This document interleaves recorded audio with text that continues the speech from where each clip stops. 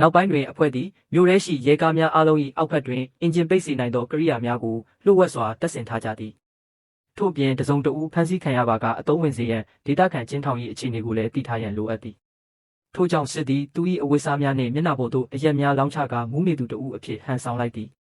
ထို့နောက်လမ်းပေါ်တွင်အော်ဟစ်ဆူညံပြီးလူမြင်ကွင်းတွင်စီးသွားကရဲများလာရောက်ဖမ်းဆီးသည့်အထိဆက်လက်တရုပ်ဆောင်နေခဲ့သည်စစ်ကိုနောက်ဆုံးတွင်ပြန်လွှတ်ပေးလိုက်သောအခါသူသည်ဘွမ်ခါထံအချင်းထောင်တွင်ရှိလုံခြုံရေးကင်မရာများရဲရရှိရေးအတွက်နှင့်အသုံးပြုနိုင်သောလက်နက်များအကြောင်းအသေးစိတ်ပြောပြသည်ထိုနေရာ၏ဤပညာစနစ်များမှာအလွန်ခေတ်နောက်ကျနေသဖြင့်စစ်သည်လုံခြုံရေးစနစ်၏အချက်ပြမှုကိုဖမ်းယူနိုင်ခဲ့ပြီးသူ၏ဖုန်းဖြင့်ပင်အတားအဆီးဂိတ်တကားကိုဖွင့်ပြနိုင်ခဲ့သည်ထို့နောက်အဖွဲ့သည် Safe House သို့ပြန်သွားကအကျဉ်းထောင်မှလွတ်မြောက်ရေးလမ်းကြောင်းကိုပါထပ်မံစီစဉ်ကြသည်ထိုအချိန်တွင်စစ်ကအော်ဆန်သည်အဝေးမှသူတို့ကိုစောင့်ကြည့်နေကြောင်းသတိပြုမိသွားသည့်ထို့ကြောင့်နှစ်ဖက်စလုံးသည်တယောက်ကိုတယောက်အမှုရာများဖြင့်စော်ကားသည့်သဘောဖြင့်လက်ဟန်ချေဟန်များပြကြသည်အဖွဲ့သည်အရာအလုံးကိုပြင်ဆင်ပြီးသည့်နောက် Rachel သည်တရားရုံးသို့ပြန်သွားပြီး Salazar ကိုပိုင်ဆိုင်မှုများကိုတင်စီခွင့်ပြုရန်တရားသူကြီးထံမှအမိန့်ရယူနိုင်ခဲ့သည် Salazar ကိုပိုင်ချက်လေယာဉ်ကိုနိုင်ငံတကာဥပဒေအရတင်စီလိုက်ပြီးသူ၏တင်မောကိုလည်းရေကြောင်းဥပဒေအရတင်စီလိုက်ကြသည်Salazar က Horowitz ထံဖုန်းဆက်ကဒေါသတကြီးအော်ဟစ်ပြောဆိုပြီးတရားရုံးလုပ်ငန်းစဉ်များနှင့်လုံးဝမပတ်သက်တော့ကြောင်းကြေညာလိုက်သည်ယခုအခါသူသည် Rachel နှင့်ကိုယ်တိုင်တွေ့ဆုံလိုနေသည် Rachel ကျွန်းသို့ရောက်ရှိလာသောအခါစလဲကကားဖြင့်တွားရောက်ကြိုဆိုပြီးလက်ပတ်နာရီတစ်လုံးပေးသည်ထိုနာရီတွင်ခလုတ်တစ်ခုပါရှိပြီး Rachel ကရင်းကိုနှိပ်လိုက်ပါကအချက်ပြမှုတစ်ခုပို့လွှတ်မည်ဖြစ်သည်ထို့နောက်ဖွဲ့သည်သူမ၏ဒီနေရာကိုအလွယ်တကူရှာဖွေနိုင်မည်ဖြစ်သည် Rachel သည် Branca နှင့်ဆက်အကြောင်းစဉ်းစားမိသည်သူတို့နှစ်ဦးဘာကြောင့်သူမအပေါ်တစ္ဆာရှိနေကြတယ်လဲဆိုတာကိုလည်းပြန်လည်အမှတ်ရလာသည်လွန်ခဲ့သော mission ပေါင်း100ခန့်က Rachel သည်ထိုင်းနိုင်ငံချင်းမဲမျိုးရှိအကျဉ်းထောင်တစ်ခုမှသူတို့နှစ်ဦးကိုကယ်တင်ပေးခဲ့ဘူးသည်ထိုအချိန်တွင်စစ်ကသူတို့နောက်မှတစုံတစ်ယောက်လိုက်နေကြောင်းသတိထားမိတော့လဲပြဿနာမဖြစ်စေရန်မတိကျင်အောင်ဆောင်လိုက်သည်တစ်ဖက်တွင် Salazar သည်ဟိုတယ်သို့ရောက်ရှိလာပြီးနောက်ထပ်လှုပ်ဆောင်မည့်အစီအစဉ်များကိုဆွေးနွေးနေသည်ကက်ဆာသည်လှုပ်ဝက်နားထောင်ရေးကိရိယာများမှတစ်ဆင့်စကားဝိုင်းတစ်ခုလုံးကိုနားထောင်နိုင်ခဲ့တော့လဲအချက်ပြမှုမှာတဖြည်းဖြည်းအားနည်းလာသည်မကြာမီ Rachel လည်းဟိုတယ်သို့ရောက်ရှိလာပြီးတွေ့ဆုံဆွေးနွေးမှုအတွင်း Branca နှင့်ဆက်ကိုကိုရန်တော်များအဖြစ်ခေါ်ဆောင်ထားသည် Salazar ကပထမဦးစွာဒေါ်လာ350တန်းဖြင့်သဘောတူညီမှုရယူရန်ကမ်းလှမ်းသည်သို့သော Rachel ကညှင်းဆိုလိုက်သည်ထို့နောက် Salazar ကကမ်းလှမ်းငွေကိုဒေါ်လာ400တန်းထိတိုးမြင့်လိုက်တော့လဲ Rachel သည်စိတ်မဝင်စားသေးပေသူမအတွက်အရေးကြီးသည့်အရာမှာအကျွေးငွေအပြည့်အဝပြန်လည်ရရှိရေးတာဖြစ်သည်နောက်ဆုံးတွင် Salazar က Rachel ကိုတွေ့ဆုံခန်းမှထွက်သွားရန်အမိန့်ပေးလိုက်သည်ထို့ကြောင့် Rachel သည်လမ်းဘေးကဖေးဆိုင်တစ်ဆိုင်တွင်ရက်ပေးရန်အဖွဲ့သားများကိုပြောလိုက်သည်သူမသည်ဘီယာတစ်ခွက်တောက်ချင်နေခဲ့သည်စက္ကန့်အနည်းငယ်အတွင်းမှာပင်ကက်ဆာသည် drone မှတဆင့်ကားများစွာဖြင့်လူအများအပြားကဖေးဆိုင်ဘက်သို့ဦးတည်လာနေကြောင်းတွေ့ရှိလိုက်သည်မကြာမီလူနှစ်ယောက်ကဖေးထဲသို့ဝင်လာပြီးနောက်ဖက်စားပွဲတွင်ထိုင်လိုက်ကြသည့်အဖွဲ့သားများကရင်းတို့ကိုဟိုတယ်တွင်တွေ့ခဲ့မှုသောလူများဖြစ်ကြောင်းချက်ချင်းမှတ်မိလိုက်ကြသည်ထို့နောက်ထပ်လူနှစ်ယောက်သည်ဘားကောင်တာအနီးသို့ရောက်လာကြပြီးအခြားနှစ်ယောက်ကဆိုင်ပြင်ဘက်တွင်နေရာယူထားကြသည် Branca သည်စပွဲထိုးထံမှပကံတုပ်အဝတ်တစ်ထည်ကိုယူလိုက်ပြီးသူ၏ပေါင်ပေါ်တွင်ဖုံးအုပ်ထားသည်ထို့သို့ပြုလုပ်ရခြင်းမှာတနက်ကိုအသင့်ပြင်ထားနိုင်ရန်ဖြစ်သည်စစ်ကလည်းအခြားတနက်တစ်လက်ကိုအင်ဂျီအောက်တွင်ဖွက်ထားပြီးနောက်ဖေးတကားမှတဆင့်အဆောက်အုံထဲသို့ဝင်သွားသည်နောက်ထပ်လူများပါသောကားတစ်စီးရောက်ရှိလာသည့်အခါ Branca သည်အခြားစပွဲတွင်ထိုင်နေသောလူများကိုအတိတ်ပဲပါသောအကြည့်တစ်ချက်ပေးလိုက်သည်စပွဲထိုးကထိုအခြေအနေကိုသတိထားမိပြီးချက်ချင်းထွက်ပြေးသွားသည်ထိုခဏတွင် Branca ကလျင်မြန်စွာတနက်ထုတ်ပြီးထိုလူနှစ်ယောက်ကိုပစ်ခတ်လိုက်သည်မိဖို့ကြောင့်တွင်တွင်စစ်ကနောက်ထပ်လူတစ်ယောက်ကိုရှင်းလင်းလိုက်ပြီးဘဲကုံကဘားကောင်တာအနည်းရှိလူကိုကင်တွယ်လိုက်သည်ထို့နောက် Branca သည် Rachel ကိုနောက်ဖေးလမ်းကြောင်းမှဘေးကင်းစွာခေါ်ထုတ်သွားပြီးကြံဖွဲ့သားများကကားထဲရှိလက်နက်ကင်လူများကိုပစ်ခတ်တိုက်ခိုက်ကြသည်မိနစ်အနည်းငယ်အတွင်းမှာပင်ကဖေးဆိုင်ရှိရန်သူများအားလုံးရှင်းလင်းသွားခဲ့သည်ရုတ်တရက်ဆိုင်ကယ်တစ်စီးဖြင့်လူနှစ်ယောက်ထက်ရောက်လာတော့လဲကက်ဆာက Branca ကိုတတိပေးလိုက်တော့ကြောင်း Branca ကရင်းတို့ကိုလည်းလျင်မြန်စွာကင်တွယ်လိုက်သည်ထို့နောက်အဖွဲ့သားများသည်ရင်မျိုးမျိုးခွဲစီးပြီးထိုနေရာမှထွက်ခွာသွားကြသည့်တယောက်မျှထိခိုက်ဒဏ်ရာမရခဲ့ပေမကြာမီအောင်စံက Salazar ထံဖုန်းဆက်၍ရင်းတို့၏အစီအစဉ်မအောင်မြင်ကြောင်းသတင်းပို့သည် Salazar က Rachel ကိုတိုက်ရန်ကြိုးစားခဲ့ကြောင်း Horowitz သိသွားသောအခါအလွန်ဒေါသထွက်သွားသည် Horowitz က Salazar သည် Rachel ထောင်ချောက်ထဲသို့ကိုယ်တိုင်ရှောက်ဝင်သွားခဲ့ကြောင်းပြောသည်ယခုအခါ Rachel သည်အရေးပေါ်တရားရုံးအမိန့် emergency injunction ကိုတောင်းခံနိုင်ပြီဖြစ်ပြီးထိုအမိန့်ရပါက Salazar လှုပ်ဝက်စီးပွားရေးလုပ်ငန်းများအားလုံးကိုဥပဒေအရစစ်ဆေးနိုင်တော့မည်ဖြစ်သည် Salazar သည်ချက်ချင်း Wolfgang ထံဖုန်းဆက်လိုက်သည်စက္ကန့်ပိုင်းအတွင်း Glover က Rachel ထံဆက်သွယ်လာပြီး Salazar သည်ထိတ်လန့်နေသောကြောင့်သူ၏ပိုင်ဆိုင်မှုများကိုရွှေ့ပြောင်းနေကြောင်းအသိပေးသည် ရုရှားက Glover အားထိုပိုင်ဆိုင်မှုများကိုစောဝါစွာလှုပ်ဝက်လုပ်ငန်းများနှင့်ဆက်ဆက်ပေးရန်စောဝါစွာနာမည်နှင့်တရားဝင်ချိတ်ဆက်ပေးရန်နှင့်ပိတ်သိမ်းနိုင်ရန်အချက်လက်များစူးစီးပေးရန်ညွှန်ကြားသည် Rachel သည် Safe House တွင်စောဝါစွာလက်လျှော့အရှုံးပေးမိအချိန်ကိုစောင့်ဆိုင်နေစဉ်သူမ၏ဥပဒေဖွဲ့သည့်နိုင်ငံတကာပိုင်ဆိုင်မှုတင်စီရေးအမိန့်များအတွက်တရားရုံး၏ခွင့်ပြုချက်ကိုရရှိခဲ့သည်ထို့နောက်စောဝါစွာအကြီးဆုံးကုမ္ပဏီများကိုတစ်ခုချင်းစီ AK တင်စီ Free Sales လုပ်လိုက်ကြပြီးသူ၏ဝင်ငွေရင်းမြစ်များမှာတဖြည်းဖြည်းပျောက်ကွယ်သွားတော့သည်အချက်လက်ပေါက်ကြားနေသည်ဟုတန်တရားဝင်လာသောစောဝါစွာလူများသည် Wolfgang ရုံးခန်းကိုစစ်ဆေးကြပြီးနောက်ဆုံးတွင်လှုပ်ဝက်နားထောင်ရေးကိရိယာကိုရှာတွေ့သွားကြသည်သို့သောထိုအချိန်တွင်အရာအလုံးနောက်ကျသွားပြီဖြစ်သည်အဓိကကုမ္ပဏီများအားလုံးကိုတင်ဆက်ပြီးဖြစ်နေခဲ့သည်မကြာမီ Rachel ကိုဟိုတယ်တွင်နောက်ထပ်တွေ့ဆုံပွဲတစ်ခုအတွက်ခေါ်ယူလိုက်သည်ယခုတစ်ချိန်တွင်စောဝါစွာကဒေါ်လာတန်း800ပေးရန်ကမ်းလှမ်းသည်သို့သော Rachel ကဒေါ်လာ1ဘီလီယံအပြည့်အဝကိုသာလိုချင်ကြောင်းပြောသည်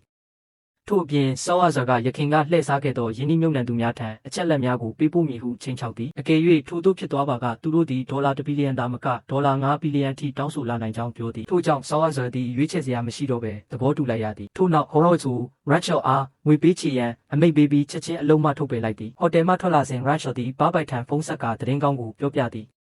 3လအကြာတွင် Rachel သည်တဲကန်နာရအတွင်းရှိစခန်းတစ်ခုတွင်ရှိနေပြီးဘောဘိတ်ထံဆက်သွယ်ရန်ကြိုးစားနေသည်အကြောင်းမှာဘားပိုက်သည်ယနေ့အထိသူမ၏ဝန်ဆောင်ခကိုမပေးသေးသောကြောင့်ဖြစ်သည်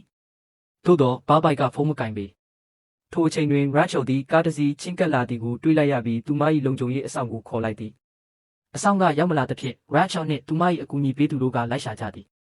Rachel သည်အဆောင်ကိုတဲပေါ်တွင်တေဆုံးနေသည်ကိုတွေးလိုက်ရသည်ထိတ်လန့်သွားသော Rachel သည်တဲအတွင်းသို့ပြန်ပြေးသွားတော့လဲသူမ၏အကူအညီပေးသူမှလည်းအသက်မရှိတော့ပေကားသည်အနီးသို့ရက်လိုက်ပြီးရင်မောင်းမှအောက်စင်ဖြစ်ကြောင်းပေါ်ထွက်လာသည်Rachel သည်ဖန်စီမခေါ်ဆောင်သွားမီသူမ၏လက်ပတ်နာ၏ပေါ်ရှိအချက်ပြခလုတ်ကိုနှိပ်လိုက်နိုင်သည်ညနေပိုင်းတွင် Branca နှင့် Sedo သည်ဘားပိုက်ရုံးခန်းထဲသို့ဝင်ရောက်သွားကြသည်သူတို့ကဘားပိုက်အားဆော့ဝဲစွာသည် Rachel ကိုဖန်စီထားကြောင်းပြောပြသည်သို့သောဘားပိုက်ကနိုင်ငံခြားရေးဝန်ကြီးဌာနနှင့်စပိန်ရဲတပ်ဖွဲ့တို့ကအဆိုပါကိစ္စကိုကင်တွယ်နေကြောင်းပြန်ပြောသည် Branca နှင့် Sedo ကဘားပိုက်သည်အမှန်တကယ်ဘာမှမလုပ်နေကြောင်းဝေဖန်ကြပြီးသူမတွင်ပေးဆက်ရမည့်အကျွေးများရှိနေကြောင်းသတိပေးကြသည်တစ်ဖက်တွင်ဆော့ဝဲစွာသည်အကျဉ်းခန်းတွင်ရှိ Rachel ထံလာရောက်တွေ့ဆုံသည်သူသည်သူ၏ပိုင်ဆိုင်မှုများကိုပြန်မရသေးသည့်အပြင် Goldstein အပေါ်လည်းအလွန်ဒေါသထွက်နေသည်ထို့ကြောင့် Goldstein တံမိုးထားသောအရာတစ်ခုကိုပြန်ပေးဆွဲထားပြီးဖိအားပေးရန်အသုံးပြုလိုကြောင်းပြောသည်သို့သော Rachel ကသူမကိုယ်တိုင်ပင်အခကြေးငွေမရသေးကြောင်းရှင်းပြသည် Goldstein သည်သူမကိုအရေးမဆိုင်သလိုသူမ၏အသက်အန္တရာယ်ကိုလည်းဂရုမစိုက်ကြောင်းပြောသည်ထို့ကြောင့်သူမသည် Goldstein အတွက်အဖိုးတန်သောဒဆခံတဦးမဟုတ်ကြောင်း Rachel ကတည်ငြိမ်စွာပြန်ဖြေလိုက်သည်Salazar က Rachel ကို Goldstein ဘက်မှသဘောတူညီချက်အတိုင်းလိုက်နာအောင်ဖိအားပေးရမည်ဖြစ်ကြောင်းပြောသည့်အကယ်၍မအောင်မြင်ပါကသူမကိုတပ်ပစ်မည်ဟုလည်းချင်းချောက်လိုက်သည်ထိုအချိန်တွင် Rachel ဖွဲ့သည့်ကျွန်းပေါ်သို့ရောက်ရှိလာပြီးရခင်ကပြင်ဆင်ထားသောထောင်ချောက်များနှင့်ထွက်ပြေးရေးများအားလုံးအခြေအနေကောင်းမွန်စွာရှိနေသေးကြောင်းအတည်ပြုကြသည်ထို့နောက်အဖွဲ့သည်နှစ်ဖွဲ့ခွဲလိုက်သည် Branca နှင့် Sedo သည်ရဲကားကိုမောင်းနှင်ကရဲစခန်းသို့တွားကြသည်ရဲဝတ်စုံများဝတ်ဆင်ထားသောကြောင့်အဆောက်အုံထဲသို့အလွယ်တကူဝင်ရောက်နိုင်ခဲ့ကြသည်သူတို့သည်လက်နက်တူလောင်ခန်းသို့တိတ်တဆိတ်ဝင်ရောက်ပြီးရဲတအုပ်ကိုဝိုင်းထားကလက်ထိတ်ခတ်လိုက်ပြီးထို့နောက်လက်နက်အချို့ကိုယူဆောင်သွားကြသည်ထို့နောက်အကျဉ်းခန်းများရှိရာသို့တွားရောက်ပြီးထိုနေရာရှိရဲနှဲငယ်ကိုလက်နက်ဖြုတ်သိမ်းကထိန်းချုပ်လိုက်ကြသည်ထိုရဲများကိုအကျဉ်းခန်းထဲတွင်ပြန်ပိတ်ထားပြီးနောက် Rachel အားအကျဉ်းခန်းဖွင့်ရန်တော်များပေးလိုက်သည် Rachel ကပုံအောင်နေစဉ် Branca နှင့် Sedo သည်ရဲစခန်း၏အထူးကရုံးခန်းသို့တွားကြပြီးရဲရရှိများကိုလက်နက်ချအောင်ချင်းချောက်ကထိန်းချုပ်လိုက်သည်ထိုအချိန်တွင်နောက်ထပ်ရဲ9ဦးရောက်လာသည်စစ်ကသူတို့အားမလှုပ်ရှားရန်တတိပေးတော်လဲရဲများကလက်နက်များကိုဆွဲထုတ်ရန်ကြိုးစားကြသည်ထို့ကြောင့်စစ်နှင့် Branca တို့ကချက်ချင်းပစ်ခတ်လိုက်ပြီးရုံးခန်းအတွင်းရှိရဲများကိုရှင်းလင်းလိုက်ကြသည်မကြာမီရဲကားများစွာကစခန်းကိုဝိုင်းရန်လာသဖြင့် Baker ကအဆောက်အုံနောက်ဖက်နေရန်တွင်ပောက်ကွဲမှုတစ်ခုပြုလုပ်က Rachel နှင့် Branca တို့ထွက်ပြေးနိုင်ရန်လမ်းဖောက်ပေးသည်အဖွဲ့သားများသည်အပြင်ဘက်တွင်ပြန်လည်ဆုံတွေ့ကြပြီးကားတစ်စီးဖြင့်ထွက်ခွာသွားကြသည်ရဲများကလည်းရင်အများပြားဖြင့်လိုက်လံဖမ်းဆီးကြသည်ကြီးလက်လမ်းများပေါ်တွင်အရှိန်ပြင်းသောလိုက်လံမှုတစ်ခုစတင်ဖြစ်ပွားလာပြီးအဖွဲ့သည်ရခင်ကအကြိမ်ပေါင်းများစွာလေ့ကျင့်ထားသောလမ်းကြောင်းအတိုင်းမောင်းနှင်သွားသည်မကြာမီရဲများ၏ပစ်ခတ်မှုကြောင့်အဖွဲ့၏ကားမှအကြီးအကျယ်ပျက်စီးသွားသည်ထို့ကြောင့်စစ်သည်လမ်းတစ်လျှောက်မြုပ်နှံထားသောမိုင်းများကိုအဝေးထိန်းစနစ်ဖြင့်ဖောက်ခွဲလိုက်သည်ပောက်ကွဲမှုများကြောင့်ရဲကားများစွာပျက်စီးသွားပြီးဆက်လက်လိုက်နိုင်ခြင်းမရှိတော့ပေသို့သောရဲများသည် drone တစ်စင်းလွတ်ကာ Rachel အဖွဲ့ကိုဆက်လက်စောင့်ကြည့်နေသည်ကဲထုတ်ရေးနေရာသို့ရောက်သောအခါဂျေရုဖများမှာအဆင်သင့်ဖြစ်နေပြီဖြစ်သည်ကံမကောင်းစွာဖြင့် drone လည်းတစ်ချိန်တည်းရောက်လာပြီးဘုံတစ်လုံးချလိုက်သည်ပောက်ကွဲမှုကြောင့်ဂျေရုဖများထားရှိသောအဆောက်အုံပျက်စီးသွားပြီးအဖွဲ့သားတဦးလည်းသေဆုံးသွားသည်ကားအတွင်းတွင် Rachel ကနားကိုဖုံးအုပ်ထားစဉ်အဖွဲ့သားများကရောက်လာသောရန်သူကားများကိုပစ်ခတ်ကြသည်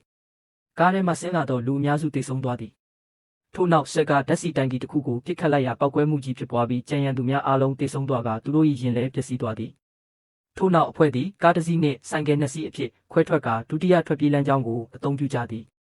မကြာမီရန်သူရင်၃စီးထပ်မံလိုက်လာသည်ဆိုင်ကယ်စီးသူများကထိုရင်များ၏နောက်ဘက်သို့ရောက်အောင်မောင်းသွားပြီးပစ်ခတ်လိုက်ရာထရက်ကားတစ်စီးလမ်းချော်ကတိမ်းမောက်သွားသည်ဘရောင်းခေါကတစ်ပင်များကြားတွင်ပုံနေပြီးထောင်ချောက်ကိုအချိန်မီဖွင့်လိုက်သည်ထို့ကြောင့်ဒုတိယရန်သူကားမှမြေတွင်းထောင်ချောက်ထဲသို့ကျသွားသည်ထို့နောက်ဘရောင်းခေါသည်ထွက်လာပြီးဆိုင်ကယ်စီးသူများ၏အကူအညီဖြင့်တတိယထရက်ကားပေါ်ရှိရန်သူများကိုပစ်ခတ်ရှင်းလင်းလိုက်သည်ထို့ကြောင့်အဖွဲ့သည်ဘေးကင်းစွာဆက်လက်ထွက်ပြေးနိုင်ခဲ့သည် Safe House သို့ရောက်သောအခါအဖွဲ့သားများသည်လက်နက်များနှင့်နေရာယူကြပြီး drone တစ်စင်းကိုလွှတ်တင်လိုက်သည်လမ်းပေါ်တွင်ထောင်ထားသောတန်ချုံများကြောင့်ရန်သူရင်နှစ်စီးပိတ်မိသွားသည်ထိုရင်များမှလူများသည်ခြေလျင်ဆက်လက်ချီတက်လာကြပြီးတစ်ဖက်လမ်းမှလည်းနောက်ထပ်ကားနှစ်စီးရောက်လာနေကြသည်ဘေကာသည်မြုပ်ထားသောမိုင်းများကိုဖောက်ခွဲလိုက်တော့လဲရန်သူကားတစ်စီးကိုသာဖျက်ဆီးနိုင်ခဲ့သည်ထို့ကြောင့်အဖွဲ့သားများသည်အိမ်ဘက်သို့ချဉ်ကပ်လာသောရန်သူများအားလုံးကိုပစ်ခတ်တိုက်ခိုက်ကြသည်ပြင်းထန်သောတနက်တိုက်ပွဲဖြစ်ပွားလာပြီးမကြာမီ Safe House သည်အကြီးအကျယ်ပျက်စီးသွားသည်အခြားအဖွဲ့သားများတိုက်ခိုက်နေစဉ်ဘေကာသည်ဖောက်ခွဲရေးပစ္စည်းများစွာကိုတပ်ဆင်ပြီးဥမင်လိုင်ခေါင်းဝင်ပေါက်ကိုဖွင့်ထားသည်ထွက်ခွာရန်အခွင့်အရေးရလာသည်နှင့်အဖွဲ့သားများသည်တယောက်ပြီးတယောက်ဥမင်လိုင်ခေါင်းမှတဆင့်ထွက်ခွာကြသည်ကက်ဆိုင်ကပထမဆုံးထွက်သွားပြီး zip line ကိုအသုံးပြုရန်အစဉ်သင့်ဖြစ်အောင်ပြင်ဆင်ပေးသည်သို့သောဖောက်ခွဲရေးပစ္စည်းများကိုဖောက်ခွဲပေးရန်တယောက်ယောက်နောက်တွင်ကြံနေရမည်ဖြစ်သည်ဘေကာနှင့်ဘရောင်းခေါတို့အချိန်တိုအတွင်းအငင်းပွားကြပြီးနောက်ဆုံးတွင်ဘေကာကဘရောင်းခေါကိုသူ့ကိုထားခဲ့ပြီးထွက်သွားရန်ဖြောင်းဖျနိုင်ခဲ့သည်ဘရောင်းခေါနှင့်ဇဒိုကရက်ချိုကိုဥမင်လိုင်ကောင်းမှတဆင့်ခေါ်ဆောင်သွားပြီးဆိုင်ကယ်များဖြင့်ဆက်လက်ထွက်ခွာကြသည် Safe House အတွင်း၌ဘေကာသည်ဓာတ်ငွေပုံတစ်လုံးကိုအသုံးပြုပြီးအဆောက်အုံထဲသို့ဝင်လာသူတိုင်းကိုပစ်ခတ်ရှင်းလင်းရင်းလှုပ်ရှားနေသည်ဘရောင်းခေါကနှစ်ချက်မှတဆင့်ဘေကာကိုဥမင်လိုင်ကောင်းဘက်သို့လာရန်အကြိမ်ကြိမ်ပြောတော်လဲဘေကာကလစ်လျူရှုထားသည်ရန်သူများအားလုံးလုံလောက်စွာနီးကပ်လာသောအခါဘေကာသည်ဖောက်ခွဲရေးခလုတ်ကိုနှိပ်လိုက်သည်ပောက်ကွဲမှုကြီးကြောင့် Safe House တစ်ခုလုံးပြိုကျပျက်စီးသွားသည်သို့သောရန်သူအချို့ကအသက်ရှင်ကျန်ခဲ့ပြီး zip line ဖြင့်ဆင်းနေသော Rachel စစ်နှင့် Bronco တို့ကိုတွေ့သွားကြသည်စစ်နှင့် Bronco တို့သည်အဆက်မပြတ်ပစ်ခတ်နေကြသဖြင့်ရန်သူများ၏အာရုံကိုလွှဲထားနိုင်ခဲ့ပြီး၆ကမ်းပါးတစ်ဖက်သို့ထိခိုက်ဒဏ်ရာမရဘဲရောက်ရှိနိုင်ခဲ့သည်ထို့နောက်သူတို့၃ဦးသည်အဒီပေါ်သို့တက်ကစိတ်ကမ်းဘက်သို့အလျင်အမြန်သွားကြသည်ထိုနေရာတွင်ကြံ့အဖွဲ့သားများကလှေကိုထွက်ခွာရန်ပြင်ဆင်နေကြသည်ရုတ်တရက်အော်ဆန်သည်ရဟတ်ယာဉ်တစ်စီးဖြင့်ရောက်လာပြီးအဒီကိုပစ်ခတ်တိုက်ခိုက်သည်ဘရောင်းခေါကပြန်လည်ပစ်ခတ်နေစဉ်ဆဲကအရှိန်မြင့်မောင်းနေတော့လဲနှစ်ဖက်စလုံးမြည်သူများထိရောက်သောပစ်ချက်မရကြပ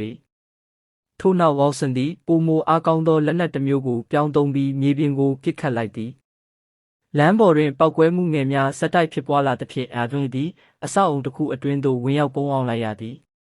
သို့သော Bronco နှင့်စစ်တို့တွင်လည်း rocket launcher တစ်လက်ရှိနေသည်ရဟတ်ယာဉ်သည်ပတင်းပေါက်ရှိပေါ်လာသည်နှင့်သူတို့ကဒုံးကျည်ဖြင့်ချက်ချင်းပစ်ခတ်လိုက်သည်ရဟတ်ယာဉ်သည်ကမ်းခြေဘက်သို့ကြားရောက်ပျက်စီးပြီးပောက်ကွဲသွားရာအော်ဆန်လည်းတေဆုံးသွားသည်ထို့နောက်အဖွဲ့သည်ရာချိုကိုလှေဖြင့်ကျုံးမှအောင်မြင်စွာခေါ်ထုတ်နိုင်ခဲ့သည်သို့သောစစ်နှင့် Bronco တို့သည်နောက်ဆုံးမစ်ရှင်တစ်ခုအတွက်ကျုံးပေါ်တွင်ဆက်လက်ကျန်နေခဲ့သည်မကြာမီသူတို့နှစ်ဦးသည်ဆေးဘက်ဆိုင်ရာအရေးပေါ်ဝန်ထမ်းများ paramedics အဖြစ်ဟန်ဆောင်က Salazar အိမ်ထဲသို့ဝင်ရောက်ကြသည်သူတို့သည်လုံခြုံရေးအဆောင်တအူးကိုတတိလစ်သွားအောင်လုပ်လိုက်သည် Salazar ကသူတို့ကိုတွေ့သွားသောအခါ Bronco ကငြိမ်ဆေးတစ်မျိုးထိုးပေးလိုက်သည်ထို့နောက် Salazar ကိုလူနာတအူးအဖြစ်ဟန်ဆောင်နိုင်ရန်လူနာတင်ကတင်ပေါ်တွင်တင်ကာလူနာတင်ရင်ဖြင့်ခေါ်ဆောင်သွားကြသည်မြို့မှလွတ်မြောက်ရန်ဆာလာဇာကိုပလတ်စတစ်ဖြင့်ပတ်ထားပြီးတပုတ်ပေါ်တွင်တင်ကာမိုးရေစီးမြောင်းကြီးအတွင်းမှဖြတ်တန်းသွားကြသည်ကမ်းခြေအနီးတွင်တင်မောတစင်းကသူတို့ကိုစောင့်ဆိုင်းနေသည်အချိန်တန်ကြာပြီးနောက်မဲမြို့ရှိအာဏာပိုင်များသည်ကွန်တိန်နာတစ်လုံးကိုရှာဖွေတွေ့ရှိကြသည်ထိုကွန်တိန်နာအတွင်း၌ဆာလာဇာရှိနေသည်တစ်ချိန်တည်းတွင် Rachel သည်ဘားဘေထံတွားရောက်တွေ့ဆုံသည်ဘားဘေတည်ထားသည့်တစ်ခုတည်းသောအချက်မှာဆာလာဇာပျောက်ဆုံးသွားခြင်းဖြစ်သည် Rachel ကသူမ၏အခကြေးငွေကိုရရှိပြီးဖြစ်ကြောင်းအတည်ပြုပြောကြားသည်ထို့နောက်ဘားဘိုင်သည်ဆာဝါဇပိုင်ဆိုင်မှုအချို့ကိုဖုံးကွယ်ထားခြင်းဖြင့်သူမအပေါ်တစ္ဆာဖောက်ခဲ့သည်ဟုတန်တရားရှိကြောင်းပြောသည်ယခုအခါဆာဝါဇာသည်ရဲလက်ထဲရောက်နေပြီဖြစ်သောကြောင့် Goldstein သည်သူ၏ရာဇဝတ်မှုဆိုင်ရာလုပ်ငန်းအင်ပါယာကိုငွေကြေးထောက်ပံ့ခဲ့ကြောင်းထုတ်ဖော်ပြောဆိုနိုင်သည်ထို့သို့ဖြစ်လာပါက Goldstein သည်အပြစ်အလုံးကိုဘားဘိုင်အပေါ်ပုံချဖို့ကြိုးစားနိုင်ကြောင်း Rachel ကသုံးသပ်သည် Rachel ရုံးခန်းမှထွက်သွားပြီးမကြာမီ Goldstein ထံသို့ကြောက်မက်ကောင်းသောဖုန်းခေါ်ဆိုမှုတစ်ခုရောက်ရှိလာသည်